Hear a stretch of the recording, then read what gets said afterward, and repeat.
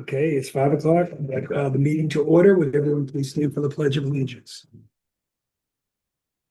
I pledge allegiance to the flag of the United States of America and to the republic for which it stands, one nation under God, indivisible, with liberty and justice for all. Comments from the public? Review and approval of the minutes of the December meeting. Any questions on it? Could I please have someone move that we vote on accepting the minutes? Make the motion. Okay, second. I'll second. Okay, any questions? Any conversation, questions? All those in favor, please say aye. Aye. Oppose.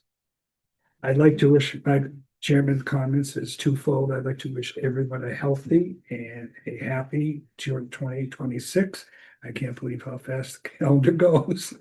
And secondly, I'd like to remind everybody it's going to be a very busy beginning of January and so forth, because we have our presentation to the Board of Finance.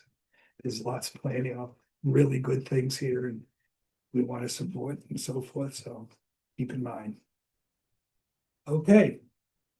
Okay, thank you. Well, happy New Year, everybody. It's nice to see everyone. And hope everyone stays healthy through this month. So the first thing we're going to talk about is holiday giving stats, and the program went really well. And I want to thank Brittany Eckert and Jess Wood, who's not here right now, for the efficiency and the smoothness of it, and also our new chief, William Onofrio. The police department did several weekends of toy drives over at Walmart, and then Brittany and Jess handled businesses and individual donors. And we had one day of drop-offs over at the firehouse, which seemed to work out very well, I think. And then one day for distribution, which was the Thursday before Christmas. And we had 71 families served, 161 children. So, and I can send this over to you, Lisa, with an age breakdown. Hi, Taryn. And so in the numbers in the ages between 7 and 13, that was the most highly served population this year. We did wonder about some folks where there was a drop off in terms of our numbers, but I think some people aged out of the program, and we do know that some families have moved. What we saw an increase in was grandparents who are either custodial parents for the grandchildren requests. And some of that, I think, is because we have the grandparents raising grandchildren group, so we're making them all more aware of the kinds of services that we offer.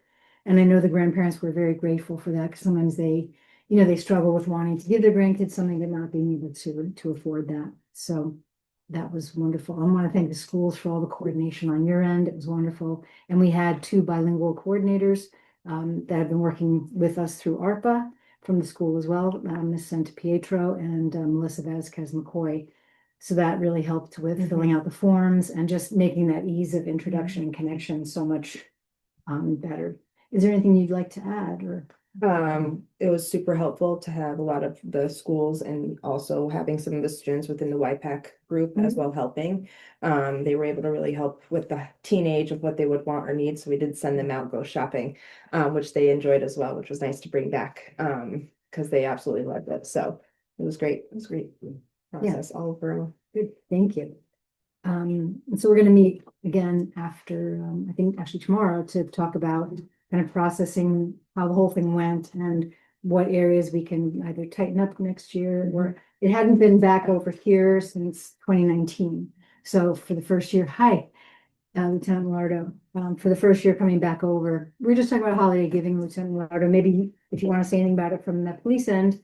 We were just saying it was very successful. We had 161 children signed up, 71 families. And what did you think about it? Oh, yes, I think we got tons of toys, gifts, bikes, helmets. Mhm. I know that the police union donated, Yeah. but I thought it went really well. Mhm. I had a lot of fun doing it at Walmart. There was a lot of people that kept coming. Yeah. Yeah, even helping throughout the day of just having the process of people coming, and the police officer were there because there was also a Right. bilingual police officer at that time, which was very helpful to help kind of have communications as well. And then also to have it those days that you guys did the drives, having them all organized in bags, so it was categorized. So instead of just having the back up and just pour out of toys, it was bagged in individual, like all balls were in one bag, which saved us a bunch of time. We do want to give a shout out to Officer Solano and Jen Absolutely. D'Amato. head elves and Love it. organizers. So yeah, they're very into organizing. So that was great. Yeah. Okay, cool. All right, the next thing on my agenda was updates on the State Department of Education grant requirements. And I touched on it a little bit last time, and it's not fully clear to me now. We're having more meetings in the next 2 weeks about it.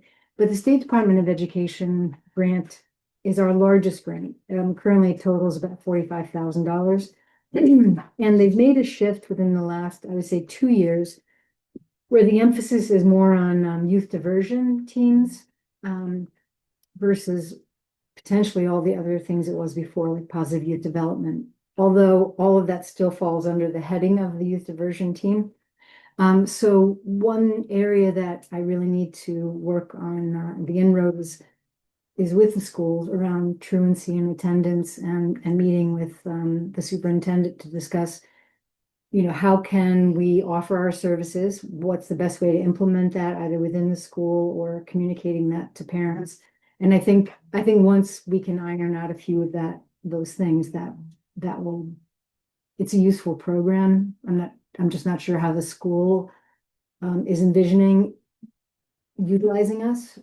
So, and I don't know if you have any, I keep looking at you, but Mr. Blacken, I'm sorry. That's all right. So some of that is unclear. Where I'm going with this is they're tying some of the funding to our results in this area. So there is some pressure on us to fulfill the requirements of the grant, rightly so. Our town doesn't necessarily have as many referrals for youth diversion as some towns like Bridgeport or Danbury or things like that. So in that way, it's not really an even playing field. And they're combining youth diversion for a legal issue with truancy, which is the school issue.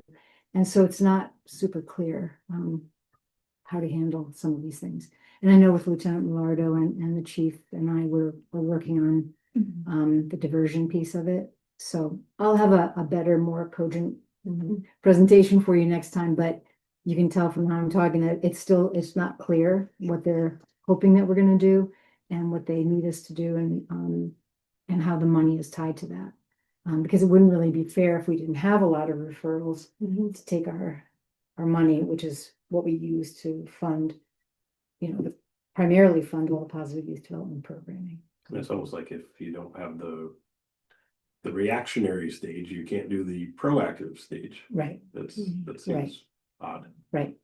So we are having a legislative meeting January 22nd. I'll send you the invitation. And I'll send it actually to all of you.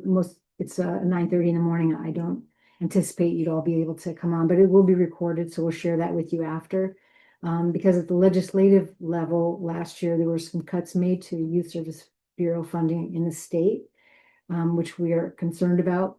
So we always like to take the opportunity in January to really put forth the effort to tell them what we do. Kind of the place that a Youth Service Bureau fills within the town isn't filled by anybody else in the town, and without it, there'd be a lot of gaps in services for all the residents. So I'll keep you posted.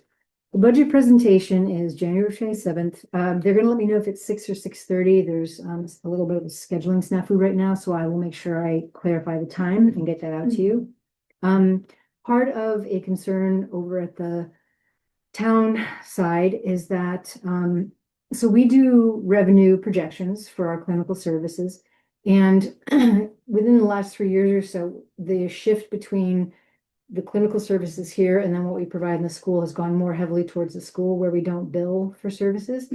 So it's impacted our revenue bottom line here.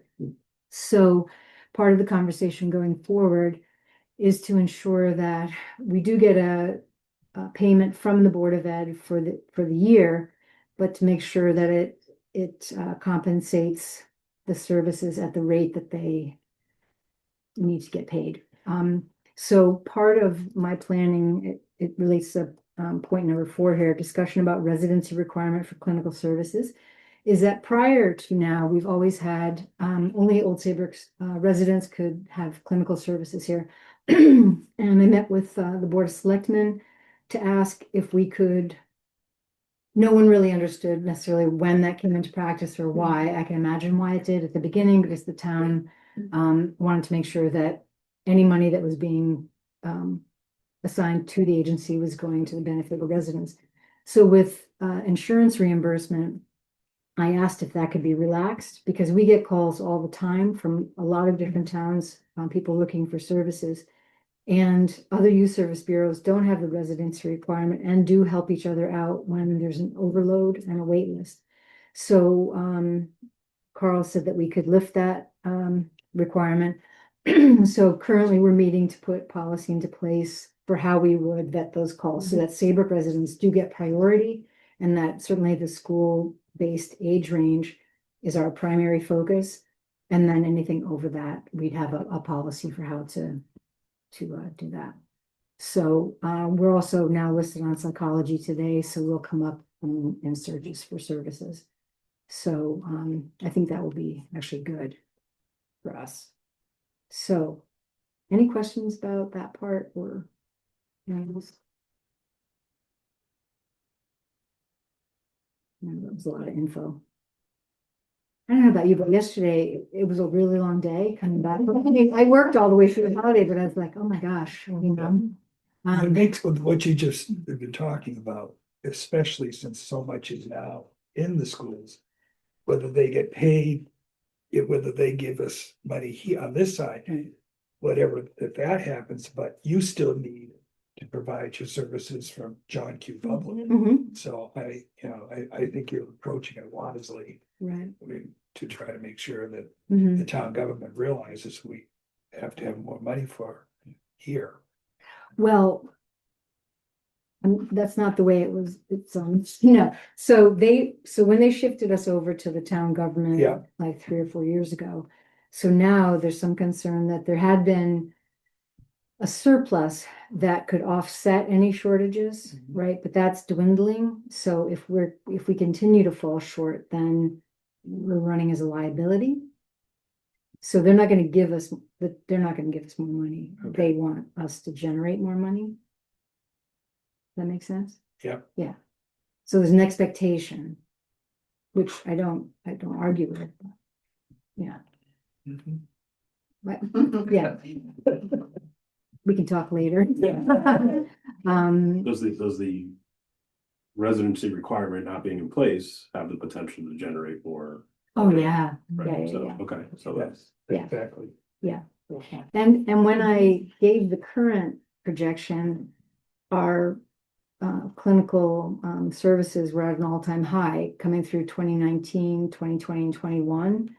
And then as we got more involved with schools, it evened out and then it started to go down. So that's not the only reason. There are many reasons, because we do serve a lot of folks without payment as well. So there's a variety of different reasons why it's happened. So the residency requirement was just one piece where during the day, when the therapists are here, we can be seeing adults who don't have, who aren't working at that time and aren't in school. So we can be doing something to address that shortfall. No. Would you like to go to the? Yep. Partner commission members who you represent, is there any news from the police? Schools or the nurses? Or the park and rec? I don't have any news to report. Okay, Still working on the drug box. We're doing our budget. Yeah. So we're getting Tonight. to that. Yeah. Yeah. So after that, I go to that Mhm. interviews all day today. Right. So I'm sure within the next couple weeks, Mhm. we'll hear more about that. Sure. It'll be good. Thank you. Karen, how are programs going for you over at Buckingham? Yeah, so this week kicked off the start of all the winter programs going, so all the good ones are full and Great. ready to go. The middle school ones are always a little bit slower to fill, but we still put it out there and offer it. And then youth basketball starts this week, so Mhm. that's off and running. So yeah, And I heard your new person started. she started yesterday. Okay. Yep, we have a new teen center director, so she started yesterday, which is nice. So Her name was familiar. Is she local? Casey, yep, she's Casey from Old Costa. Saybrook, Casey who? Costa. Costa. Didn't she go to school with Hannah? She's from Saybrook, graduated. Oh, from wow. Saybrook. Oh, I'm gonna do a deep dive. Yeah. Okay. Yeah, no, She started yesterday. oh, great. Yeah. That's good. Okay. Any news from the school? Mr. Falcon, that you wanna? 2 weeks away from the midpoint. Okay. Okay. Just, you were saying how fast the calendar goes. Ah. Wow. Yeah, so no, nothing specific, just, we have some programming coming up. Actually, there are a couple things I can share now that I started talking. Ahead of midterms, we are doing, National Honor Society students are sponsoring our advisory theme this month, which is academic honesty and integrity. Nice. Which we've been battling with Mhm. AI, Sure. it's really Yeah. been interesting. So they wanted to host, a conversation about that, so they're gonna be going out into our advisory groups and talking about different scenarios with AI, and is this cheating or is this not cheating, and what, so that type of thing. At the end of the month, January 30th, Chris Heron is coming. We are having the 8th grade join us. So that's gonna be a whole school assembly with the 8th grade. Chris Heron's a former NBA basketball player, who speaks about substance abuse and addiction. So he'll be coming. That's part of our social emotional learning programming. He was recommended to us, so we were able to get him. And so we have some programming leading up to that where we're going to introduce the idea of him coming, talk about why, and then do a debrief after his session in the morning. Go back into our advisory groups and debrief about that. And that's January. Awesome. He's January 30th? Yeah, if you want to come. Thank that you. day. What time is it? He's really good. I've heard him Really? before. Yeah. Okay. He used to come to Guilford a couple of times. He's Okay. very, very good. Yeah, they did an ESPN 30 for 30. though. Yes. Yeah. Yep. That's pretty good. Yeah, he's very good. 9 a.m. to 10:30. Thank you. In the auditorium? Yes.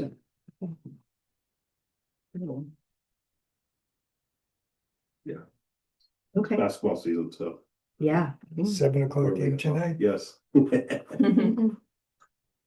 Awesome. Anything on the nursing? We'll be sending out letters pretty soon for our Nightingale Fund, our Mhm. scholarship, so hopefully we'll get more than just one applicant, like we did last year. Mhm. Just one person applied for a scholarship, so Mhm. we're hoping to get more.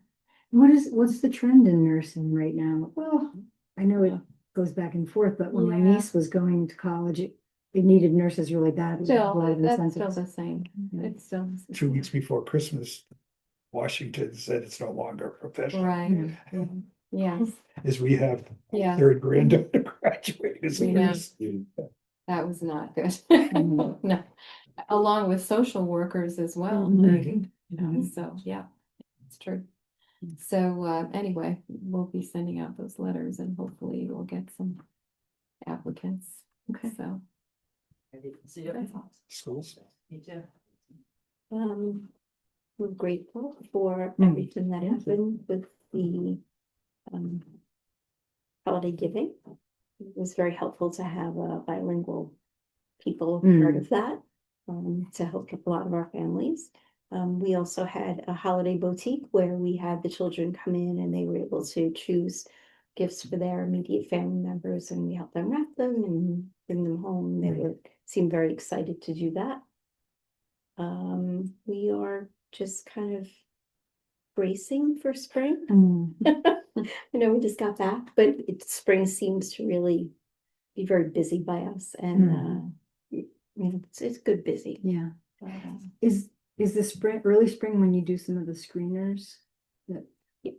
yes, we'll do the screeners again. We did them in the fall, so Yeah. we'll do the fall and the spring. Okay. So we've been working with those students that kind of popped on Yeah. those screeners a little bit. Okay. We'll do that, and then we'll have our wellness day. That's what way. So Right. May 1st, right? I think. I think they were looking to push it a little bit further into the Mm-hmm. calendar year, just so that it was a little warmer out. Yeah. Okay. Yeah. Excellent. Mhm. We're already talking about it. Mhm. Good, Okay. good. Yeah. We're happy to hear that. Okay. Okay. Didn't hear, so we'll Move on, any old business, I think so. new business, So,